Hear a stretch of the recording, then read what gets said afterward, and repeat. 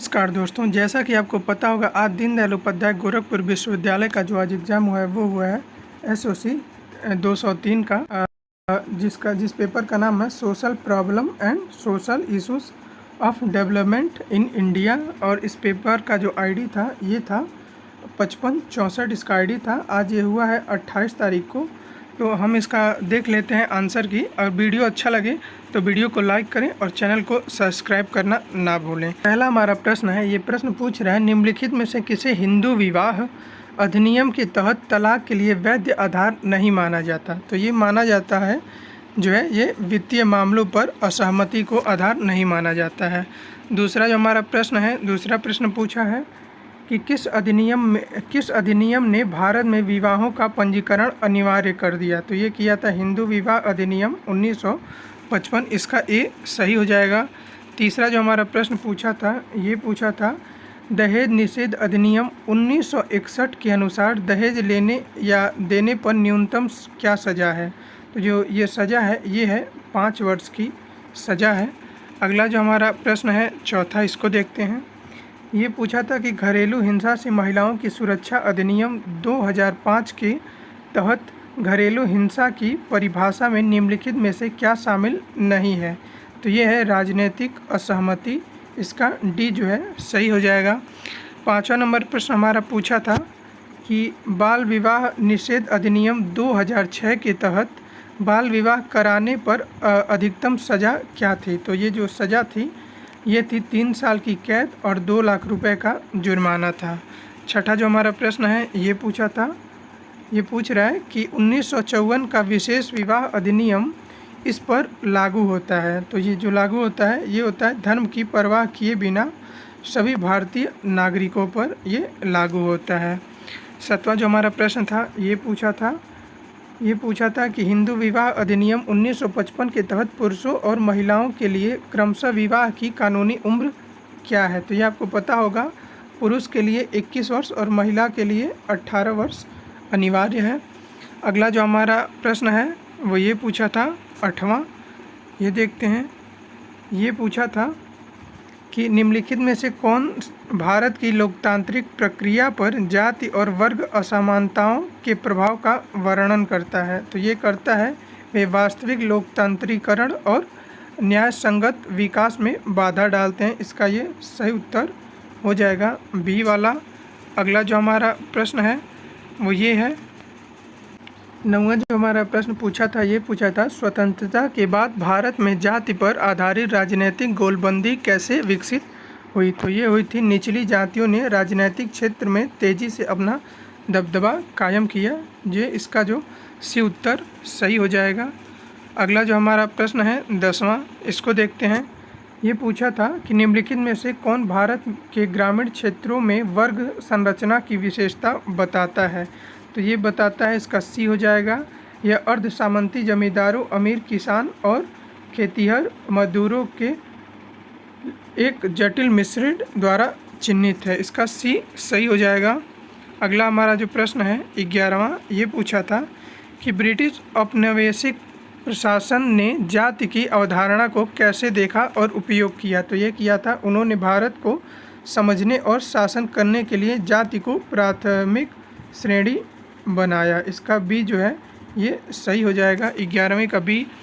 12वां जो हमारा प्रश्न है ये पूछा था निम्नलिखित में से कौन जाति समाज में पदानुक्रम और आधुनिक औद्योगिक समाजों में स्तरीकरण के बीच अंतर को दर्शाता है।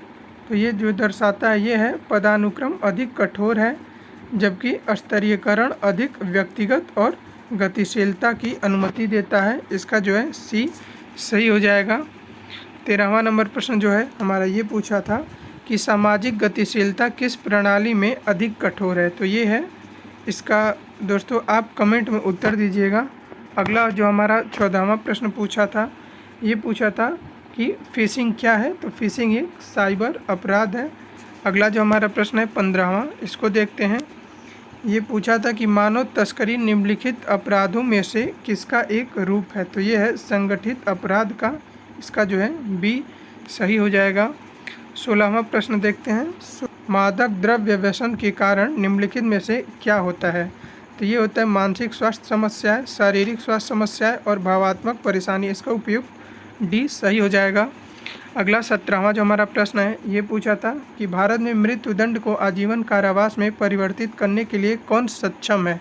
तो ये है राष्ट्रपति सक्षम है। अगला जो हमारा 18वां प्रश्न पूछा था ये पूछा था निम्नलिखित में से किसे साइबर अपराध का एक रूप माना जाता है? तो ये जो है ये हैकिंग को एक साइबर अपराध के रूप में माना जाता है। 19वां जो हमारा प्रश्न है ये पूछा था निम्नलिखित में से किसे अवैध ड्रग्स के उत्पादन, वितरण और भूमिक के रूप में संदर्भित किया जाता है? तो ये किया जाता है ड्रग्स ट्रैफिकिंग को ये माना जाता है। 20वां जो हमारा प्रश्न है ये पूछा था कि निम्नलिखित में से कौन सा एक आर्थिक अपराध, ये आर्थिक अपराध पूछ रहा है, तो ये है खाद्य पदार्थों में मिलावट एक अपराध है। अगला जो हमारा प्रश्न है इसको देखते हैं 21वां प्रश्न। तो ये पूछा था भारत में बेरोजगारी का मापन किया जाता है? तो ये किया जाता है NSSO के द्वारा इसको किया जाता है। 22वां प्रश्न जो हमारा पूछा था ये पूछा था पारिस्थितिकी शब्द का सर्वप्रथम प्रयोग किस वैज्ञानिक ने किया था? तो इसको हैकेल ने किया था। इसका जो उत्तर है ये सी सही हो जाएगा। 23वां प्रश्न पूछा था कि विस्थापन का उत्क्षेपित पहलू क्या है? तो इसका जो सही उत्तर होगा ये होगा यातायात। इसका डी सही हो जाएगा। 24वां जो आज हमारा प्रश्न पूछा था ये पूछा था भूमि अधिग्रहण अधिनियम कब पारित हुआ? तो ये हुआ था जो ये 1894 में हुआ था। ऑप्शन में 1994 भी था, इस पे भी लोग गलती करके आए होंगे, लेकिन जो सही है वो है 1894 ही सही है। 25वां जो हमारा प्रश्न है ये पूछा था कि प्रथम पृथ्वी सम्मेलन कहाँ हुआ? तो ये रियो डी जेनेरियो में हुआ था। इसका सी सही हो जाएगा। 26वां जो हमारा प्रश्न है ये पूछा था कि ग्रीन हाउस प्रभाव उत्पन्न करने वाली गैस कौन सी नहीं है? तो ये जो इसका सही उत्तर होगा ये होगा डी हो जाएगा। अगला हमारा 27वां जो प्रश्न पूछा था ये पूछा था सतत विकास लक्ष्यों की संख्या कितनी है? तो ये जो संख्या पूछा है इसका जो उत्तर है ये 17 सी वाला सही हो जाएगा। 28वां प्रश्न जो पूछा था ये पूछा था ग्रीन इंडिया मिशन कब लागू हुआ? 20 फरवरी 2014 को हुआ था। अगला जो हमारा प्रश्न है ये पूछ रहा है 29वां। अगला हमारा 29वां जो प्रश्न है ये पूछ रहा है कि परिस्थिति को मानव व वातावरण की समग्रता का विज्ञान बताया? तो ये किसने कहा है? ये तो इसको एल्टन ने बताया है। 30वां जो हमारा प्रश्न है ये पूछा है कि मानव विकास सूचांक के जनक माने जाते हैं? तो ये माने जाते हैं महबूब उल हक माने जाते हैं। अगला जो हमारा 31वां प्रश्न है ये पूछा था भारत में अपराध का कालानुक्रमिक आंकड़े किसके द्वारा संचालित एवं प्रकाशित किए जाते हैं? तो ये किए जाते हैं राष्ट्रीय अपराध रिकॉर्ड ब्यूरो के द्वारा। 32वां जो हमारा प्रश्न है ये पूछा था कि निम्नलिखित में से कौन सा एक बिना पीड़ित का अपराध है? तो ये है जुआ जो है, इसका सही उत्तर हो जाएगा बी। अगला हमारा जो प्रश्न है 33वां ये पूछा था इंटरनेट या अन्य कंप्यूटर नेटवर्क पर किए गए अपराधों को कहा जाता है? तो ये साइबर अपराध के रूप में इसको जाना जाता है। अगला जो हमारा 34वां प्रश्न है ये पूछा था अपराधशील उपसंस्कृति का सिद्धांत किसने प्रतिपादित किया? तो सेली ने इसको किया था। अगला हमारा 35वां जो प्रश्न है इसको देख लेते हैं। ये पूछ रहा है प्रमुख रूप से श्वेत वसन अपराध कौन करते हैं? तो ये करते हैं उच्च परिस्थितिकी के व्यक्ति करते हैं। अगला जो हमारा प्रश्न है 36वां इसको देख लेते हैं। ये आज पूछा था कि निम्नलिखित में से कितने इटालियन सकारात्मकवादी अपराध शास्त्र स्कूल का नेतृत्व किया? तो ये किए थे लोम्ब्रोसो ने इसको किया था। अगला जो हमारा 37वां पूछ रहा है ये विभेदक साचार्य के सिद्धांत के अनुसार निम्नलिखित में से कौन सा अपराध की ओर ले जाता है? तो ये ले जाता है सामाजिक अंतरक्रिया ले जाता है। अगला जो हमारा 38वां प्रश्न है ये पूछा था राष्ट्रीय अपराध अभिलेख ब्यूरो का मुख्यालय कहाँ स्थित है? तो ये है नई दिल्ली में स्थित है। इसका डी उत्तर जो है सही हो जाएगा। 39वां पूछा था ये पूछा था भारत का राष्ट्रीय अपराध रिकॉर्ड ब्यूरो किस वर्ष स्थापित किया गया? ये स्थापना पूछ रहा है, तो ये किया गया था 1986 में इसको किया गया था। 40वां प्रश्न जो हमारा पूछ रहा है अपराध के लिए मनोविश्लेषणात्मक सिद्धांत किसने प्रस्तुत किया?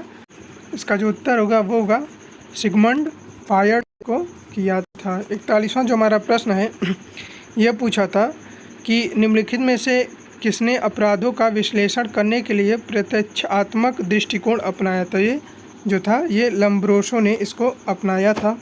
42वां जो हमारा प्रश्न है ये पूछा था कि एक वैज्ञानिक अध्ययन को आपराधिक व्यवहार की प्रकृति, सीमा, कारण और नियंत्रण का अध्ययन करता है, उसे कहा जाता है अपराध शास्त्र। इसका जो है ये सही हो जाएगा। अगला प्रश्न देखते हैं। ये पूछा था कि सामाजिक मानदंडों का उल्लंघन जो बड़ी संख्या में लोगों या उन लोगों को आहत करता है जो सामाजिक निर्णय को प्रभावित करने की स्थिति में। इसका जो सही उत्तर होगा ये हो जाएगा विचलन, इसका सही उत्तर हो जाएगा। 44वां जो हमारा प्रश्न है ये पूछा था कि अपराध विचलन से इस मामले में भिन्न है कि अपराध, इसका जो सही उत्तर होगा ये होगा कानून में स्थापित मानदंडों का उल्लंघन दिखाता है। तो इसका सी जो है सही हो जाएगा। 45 नंबर जो प्रश्न पूछा था, कानून में कथित उल्लंघनों का प्रत्युत्तर देने के लिए पुलिस, अदालत और जेल अधिकारियों का उपयोग करने वाले औपचारिक प्रणाली को कहा जाता है। तो ये कहा जाता है आपराधिक न्याय प्रणाली, इसको कहा जाता है। 46वां जो हमारा प्रश्न पूछा था ये पूछा था विचलन के सामाजिक आधार में से यह एक है कि यह है विचलन केवल सांस्कृतिक मानदंडों के सापेक्ष अस्तित्व में होता है। इसका जो है ये सही हो जाएगा। अगला हमारा जो प्रश्न है 47वां, इसको देखते हैं। ये पूछ रहा है कि दुर्खिम के अनुसार विचलन के प्रकारों में निम्नलिखित में से कौन सा शामिल है। तो यह है विचलन पर प्रतिक्रिया देने का विचार सामाजिक एकता को बढ़ावा देता है। इसका जो है ये बी सही हो जाएगा। अगला जो हमारा प्रश्न है 48वां, ये पूछा है रॉबर्ट मर्टन के विचलन के तनाव के सिद्धांत में निम्नलिखित में से कौन सा पारंपरिक लक्ष्यों की खोज करने की प्रक्रिया को संदर्भित करता है लेकिन उन्हें प्राप्त करने के लिए पारंपरिक साधनों को अस्वीकार करता है। तो इसका जो सही उत्तर होगा ये होगा नवाचार। अगला जो हमारा 49वां प्रश्न है ये पूछ रहा है कि प्राथमिक विचलन निम्नलिखित में से किसे संदर्भित करता है। तो जो इसका सही उत्तर होगा ये होगा सी, विचलन एक क्षणिक प्रकरण जिसका व्यक्ति की आत्मधारणा पर बहुत कम प्रभाव होता है। इसका सी सही हो जाएगा। लास्ट और जो हमारा 50वां प्रश्न है ये पूछ रहा है कि वह समय सीमा क्या है जिसके भीतर भारतीय दंड संहिता की धारा 320 के तहत दहेज मृत्यु पर विचार किया जाता है। तो ये जो है ये 7 साल के भीतर इसका सही उत्तर होगा। और वीडियो अच्छा लगे तो चैनल को सब्सक्राइब करना ना भूलें और वीडियो को लाइक करें।